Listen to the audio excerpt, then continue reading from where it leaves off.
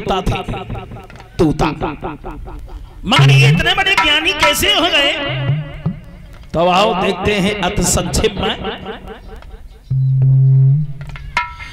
एक बार ऐसा हुआ कि देवर्षि नारद ने देखा है कि भोले बाबा पार्वती में लड़ाई ना है भाई, चलो आज झगड़ा करवाते हैं। और एक बात और बताएं, वैसे कुछ लोगों की आदत हुआ करती है, इधर की उधर करना, उधर की इधर करना, जो लोग दो चार जन से लड़ाई नहीं करवा ले तो रोटी नहीं अच्छी लगती, रोटी नहीं अच्छी लगती। चुगला चूकत है नहीं, गाय को चाहे रोए, घर घर फूट कराए दे, वो करे कके दोए। और जिसकी जैसी आदत बनती है ना वैसी बनी जाती है, बनी जाती है। उनकी आदतों में कभी सुधार नहीं होता, मैंने पहले भी बताया था। देखो चुगेला चूकत है नहीं, गाय को चाहिए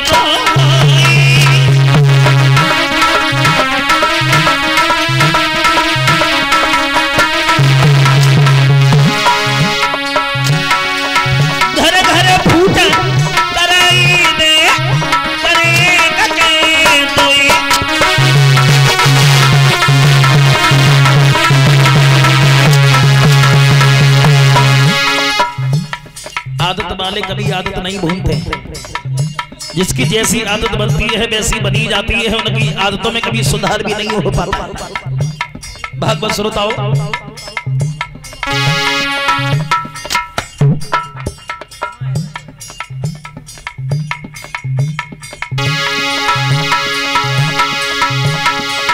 चुगने से बनती बात का, पर चुगलो का बहू नहीं चूके, अंधे पे भैंसिया दोनों की ग्यारह टूटे।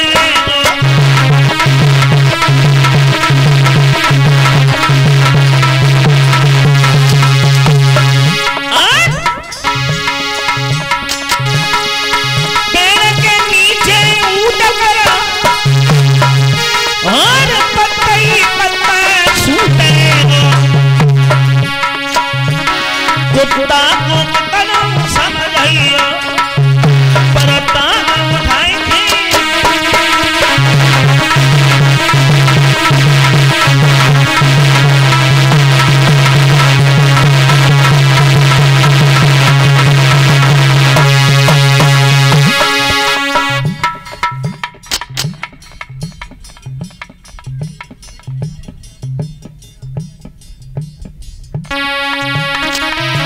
आदत बनती है वैसी बनी जाती है। देखो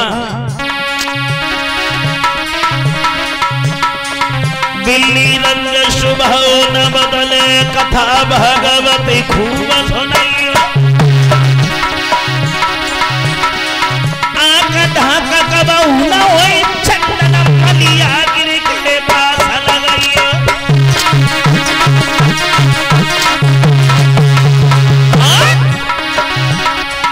तरजराग पशु न जाने चे भैंस के आगे पीड़ा बजाइयो, जरा कबहू न मर्द बने, बटी भाई मोटी पिलाइयो।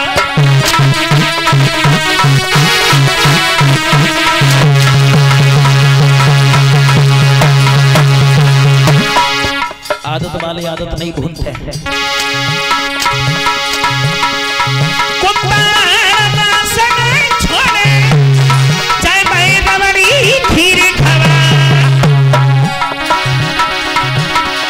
चेहरा सांप को नहीं कभी हो में, चाहे मैं कितना दूध पीला।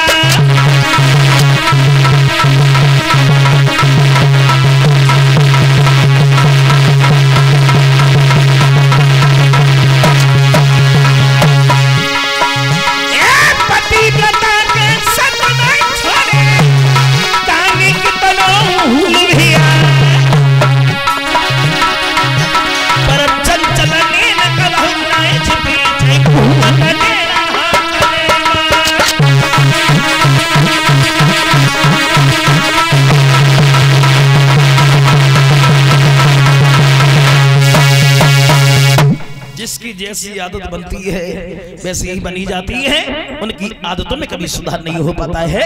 देव ऋषि नारद ने देखा है कि भोले बाबा पार्वती में झगड़ा नहीं हुआ, चलो आज लड़ाई करवाते हैं। नारायण नारायण कहते हुए नारद चल दिए कैलाश पर्वत की ओर। और कब गए?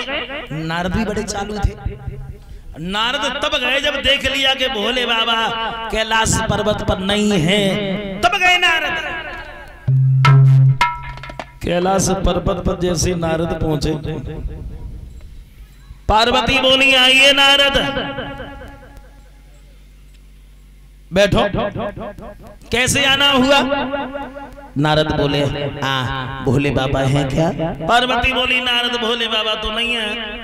नहीं है? नहीं है, कोई बात नहीं, मैं जा रहे हैं। पार्वती बोली नारद तुम आयो, धीरे से चल दिए हैं, क्यों आए, क्या बात है, आप हमें बताओ। देव ऋषि नारद बोले बात तो ये, हम आज एक सवाल लेकर के आए हैं। सवाल?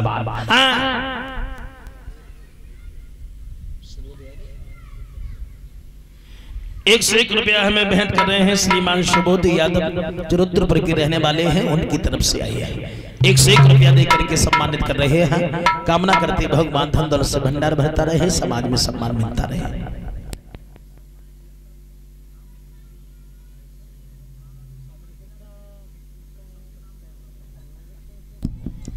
भक्तजनों,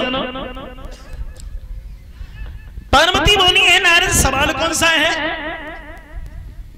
और अगर भोले बाबा नहीं है, हम तो उनकी पत्नी है, हमसे पूछो। देव ऋषि नारद बोले हाँ भोले बाबा नहीं है तो कोई बात ना, कोई बात ना, तुम तो उनकी पत्नी हो। हाँ चलो तुम ही बताओ क्या पूछो। देव ऋषि नारद बोले सवाल ये है कि भोले बाबा जो अपने गर्दन में जो मुंडों का हार पहने, जिसमें सिर ही सिर नजर आ रहे हैं, वो सब सिर किसके हैं? हमें सिर्फ ये बात बता दो। जो इतने शब्द पार्वती ने सुने, पार्वती बोली नारद ये बात तो मैंने भोले बाबा से कभी नहीं पूछी, और तुम जाओ, जब भोले बाबा आएंगे हम यही सवाल करेंगे, तुम जाओ। अब रुई की ढेरी में चिंगारी लगाने के बाद नारद धीरे से निकले आए। संजा जब भई, और जब संजा भई तो भोले बाबा कैलाश पर्वत पर पहुंचे तो पार्वती ने रोटी तक कोई नहीं बूझी, कोई सवाल परोस दिया। भोला एक सवाल पूछना चाहती हूँ, कहिए। जो अपने गर्दन में मुंडों का हार पहने हो, जिसमें सिर ही से नजर आ रहे हैं, ये सब सिर किसके हैं? हमें ये बताओ। जो इतने शब्द भोले बाबा ने सुने तो मन ही मन में सोचने लगे, मालूम पड़ता है कि नारद की फेरी लग गई। मालूम पड़ता है कि देव ऋषि नारद घूम गए। भोले बाबा बोले पार्वती तुम्हें इससे क्या मतलब है? हमें भूख लगी है, खाने के लिए भोजन दे दो। पार्वती बोली प्रभु हम नहीं मानेंगे, हमें ये बताओ ये सब सिर किसके हैं? अब पार्वती तो जिद ठानी। पार्वती जब जिद ठान की, भोले बाबा बोले पार्वती हम तुम्हें बता तो देंगे, लेकिन तुम्हें बहुत बड़ा कष्ट होगा। कष्ट? हाँ। काय का कष्ट? भोले बाबा बोले हैं पार्वती नहीं मानती हो तो सुनो, ये जितने सिर तुम हमारी गर्दन में देख रही हो, ये सब सिर तुम्हारे हैं। हमारे? हाँ तुम्हारे। मतलब ये है तुम मरती रहती हो, तुम्हारा जन्म होता रहता है, और ये सब सिर तुम्हारे हैं। और जो इतने शब्द पार्वती ने सुने, पार्वती बोली प्रभु मैं मरना नहीं चाहती, मुझे मरने से बड़ा डर लगता है, मैं अमर होना चाहती है। भोले बाबा बोले पार्वती ऐसे अमर नहीं होगा, हम तुम्हें कथा सुनाएंगे जिससे तुम्हारा उद्धार होगा। पार्वती बोली प्रभु फिर सुनाओ ना। अब पार्वती जिद ठानी। जब जिद ठानी तो भोले बाबा ने अग्नि से आदेश किया है कि जंगल को जाकर के खाली करो, कोई भी पशु पक्षी जंगल में ना रहे। चली है अग्नि, पशु पक्षी को जला जला करके भगा दिया। लेकिन एक कमी हो गई उस वन में, छोटी सी कमी। उसी वन में एक वृक्ष पर, एक डाली पर तोते का अंडा रखा हुआ था, उसमें अग्नि नहीं पहुंच पाई। भोले बाबा पार्वती को साथ लेकर के गए, वन में पहुंचे, आसन लगाया, कथा सुनाने के लिए जब बैठे हैं,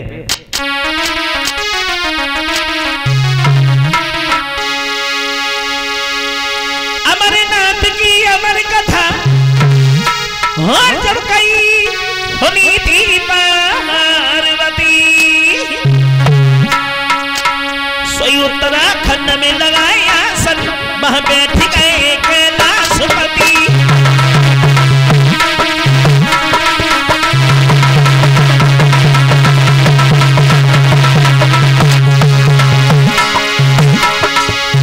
भोले बाबा कथा सुनाने के लिए बैठे, हाँ उसी वन में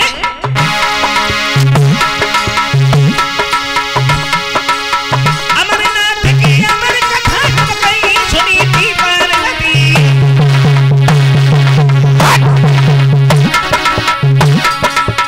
उत्तराखंड में लगाया शनिवार बैठ गए कैलाशपति।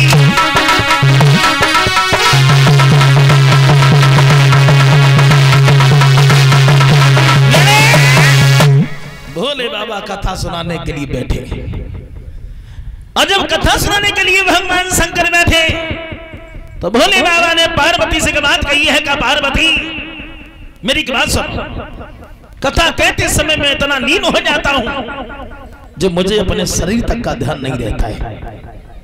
एक काम करना, बीच बीच में हुंकारा देती रहना, सोना नहीं। पार्वती बोली प्रभु हम सोएंगे नहीं, हम तो कथा सुनेंगे, हम तो मनो होना चाहती हैं। भोले बाबा बोले ठीक। अब इधर भोले बाबा पार्वती को कथा सुनाने लगे, और जब भोले बाबा पार्वती को कथा सुनाने लगे हैं, पार्वती भी कथा सुनने लगी है।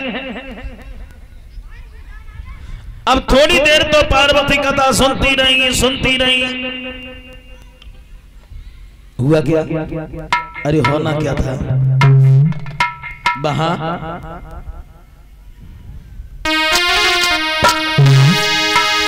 थोड़ी देर के बाद में उन्हें धन लो दवाई,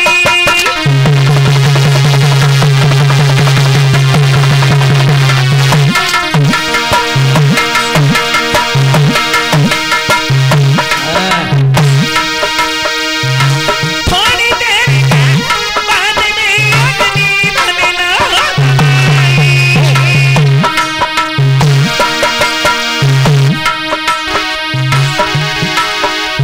भोले बाबा की नारी रे कछु समझ नहीं पाई।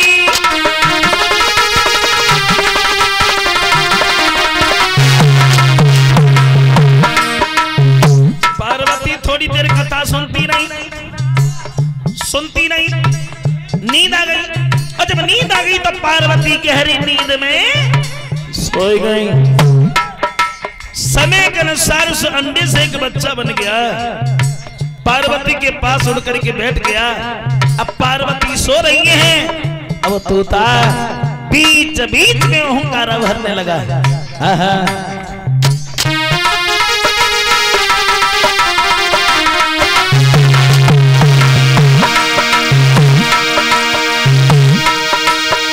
महाराज सोई गई शंकर जी की नारी, बीच बीच में तोता भैया भरने लगा।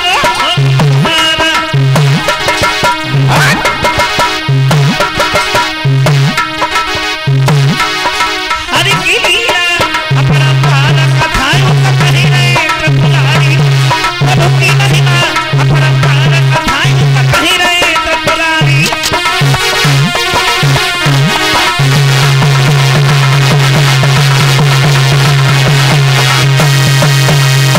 नींद आ गई, और जब नींद आ गई तो पार्वती गहरी नींद में सो गई।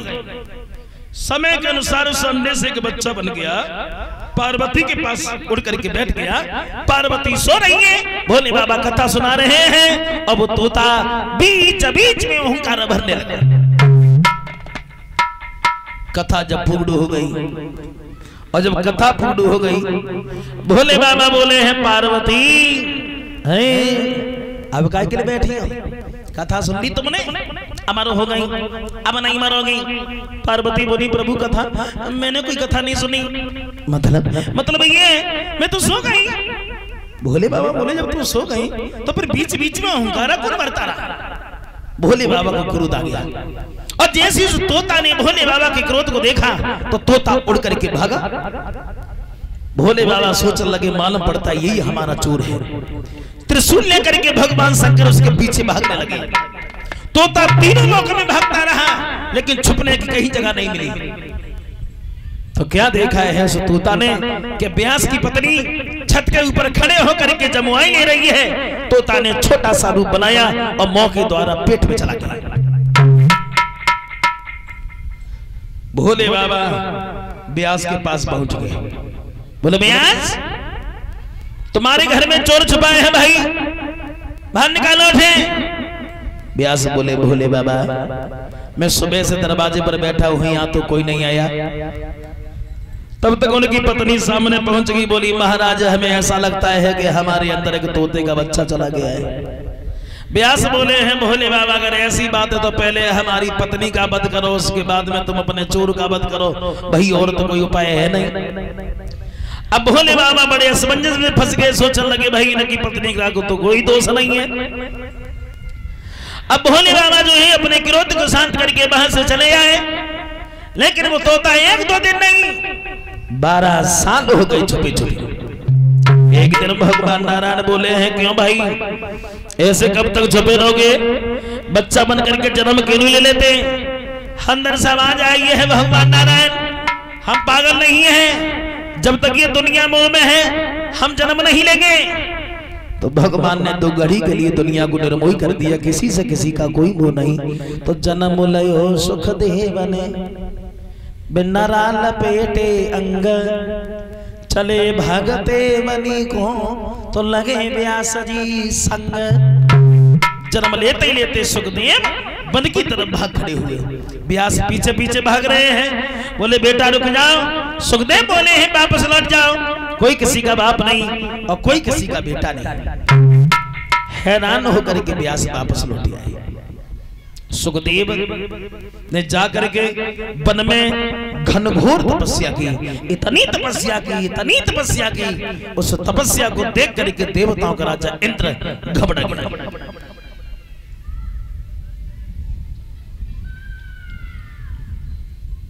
इंद्र सोचने लगा है वादी वाह, माना पड़ता है कि सुखदेव हमारा सिंहासन छीनना चाहते हैं। ब्रह्मा से कहा है ब्रह्मा सुखदेव की तपस्या भंग करके आओ। तो चलिए है वो ब्रह्मा सुखदेव को डिगाने के लिए। हाँ